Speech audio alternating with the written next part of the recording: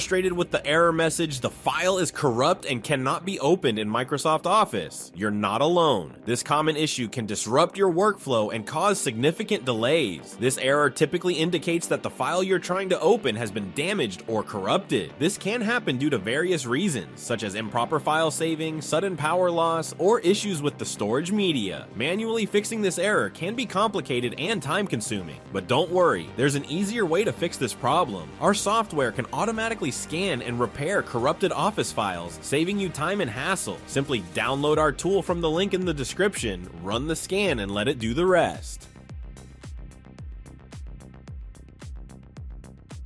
If the software can't fix the issue automatically, it will provide you with a detailed guide on how to resolve it.